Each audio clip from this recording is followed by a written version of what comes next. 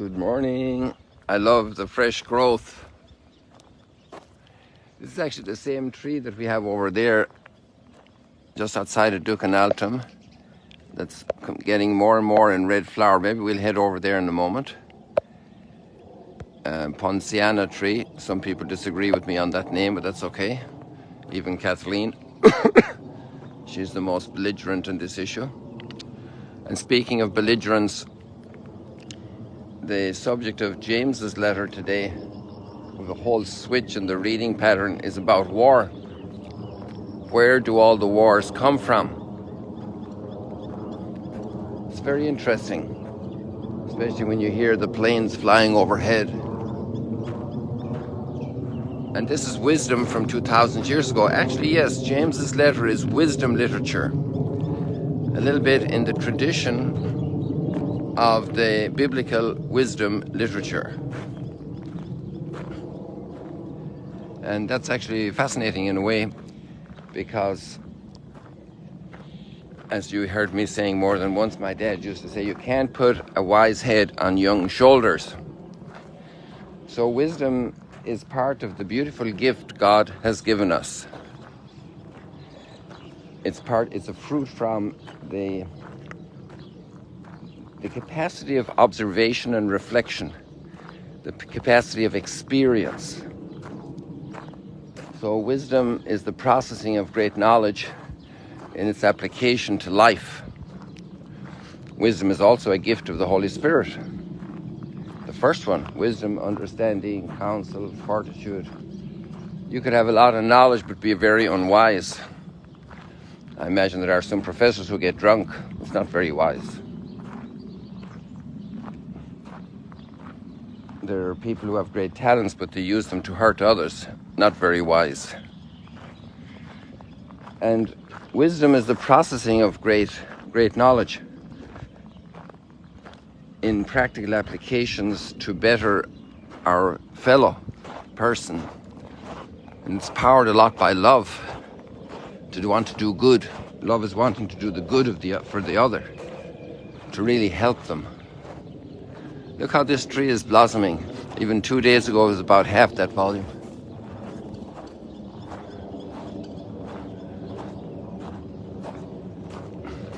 We call it our Pentecost tree because it's always blossoming at Pentecost. Last year it was struggling to be blossoming at Pentecost, but there were red blossoms coming. And now you can see the whole tree is going to become red. You can see over here there are parts on the side. Maybe we should come back here in the next few days. But actually with Pentecost we've closed quite a period of spiritual reflection along certain lines. And there we think of Lent and Easter. And how many days of Lent are there? Well, 40. And how many days of Easter season are there between the resurrection and Pentecost? And you're going to tell me 50, because Pent is from the Greek word for 5. Pentecost, 50 days of celebration of Easter, of experiencing the joy of the risen Lord. So if you add up 40 and 50, what do you get?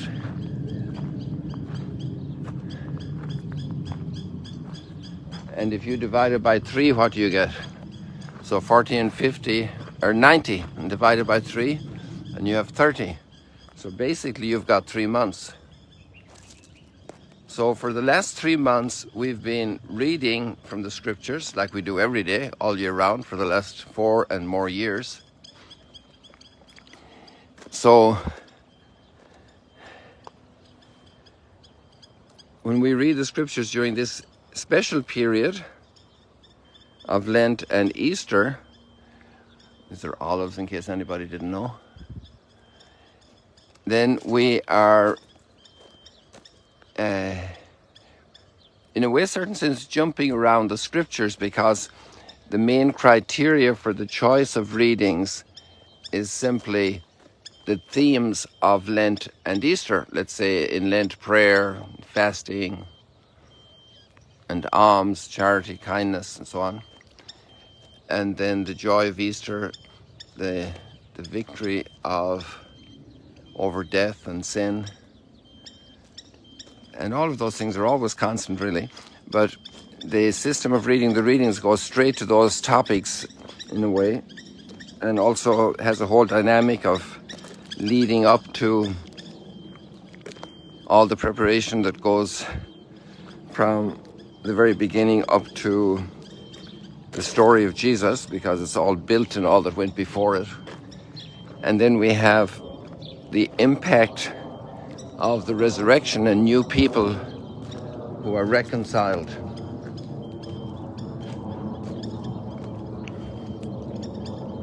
And so then that brings us to all the Acts of the Apostles and the development of the Christian community of the church.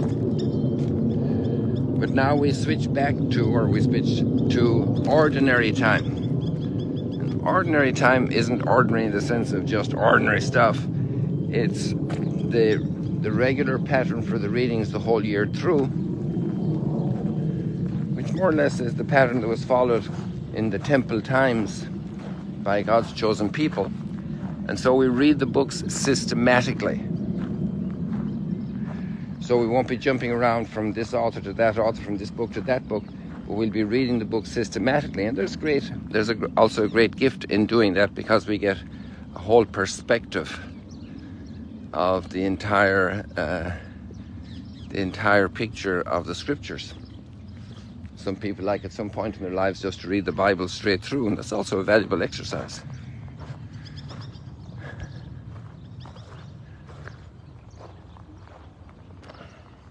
Somebody left their craft here.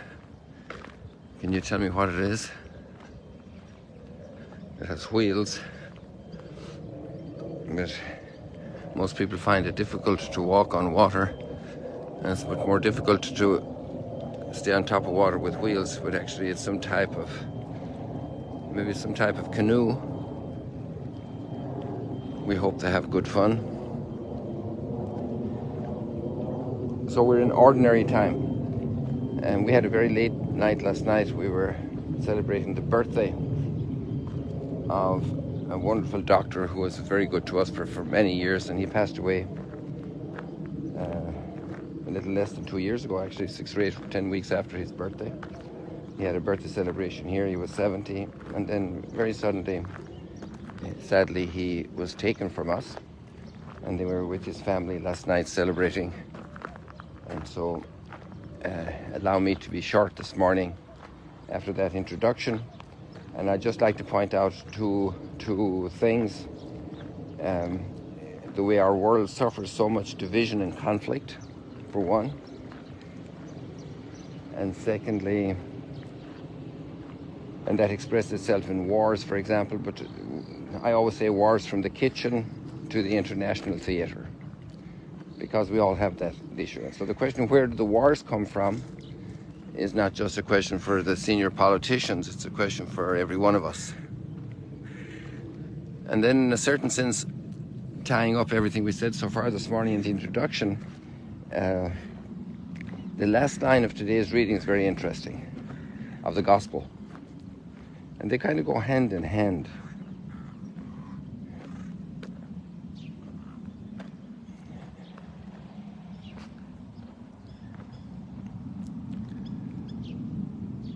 They kind of go hand in hand.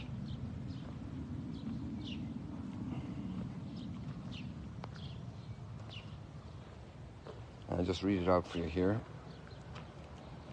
And taking a child, he placed it in their midst, because they were wondering who was the greatest. Competition. Overcome the other.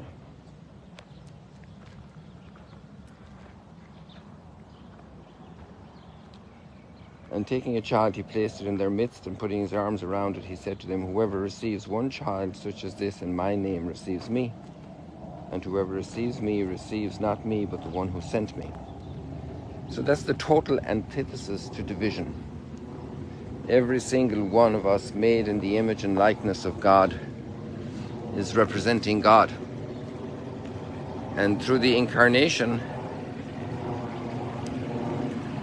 we as Christians believe that there's such a union between God and us. Not just an image and likeness anymore, but a complete union.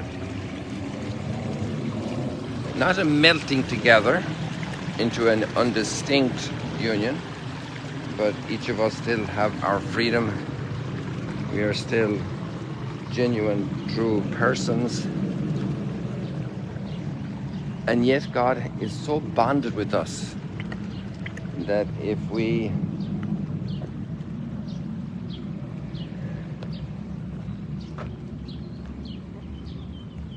do anything good or bad to another person, it's like we do it to God. God is not indifferent to what we do to each other. Let's say he takes it personally. I remember I was a bit of an idiot on a particular day in school. I was new in the school, in high school, and all those little rivalries that are between kids, you know. And I pushed one kid who was older than me, and he really went after me. And another kid from our locality was a great athlete. In fact, I just met him 2 weeks ago when I was home a couple of times. And he faced off this kid who was after me without knowing that I had provoked him. And he said, "You never lay a hand on that guy." So he protected me. He identified with me. God identifies with each person. We can't hit anybody. We can't do harm to anybody. We see that this vision is that we're all connected. And that's also why prayer is so good. And your prayer can affect these warplanes above us. We're all connected. We're all deeply connected. And that's the antithesis of the disunity we're experiencing. We're truly deeply connected. And we've got a lot of work to do. A lot of effort. But the Lord wants it and will bless any efforts we make. We've got a lot of work to do in our world today. We've got a lot of work to do. We've got a big mission to do to help every human being to recognize the other in their difference, in their richness, in their gifts, in their needs. People, God bless you. See you later, alligators.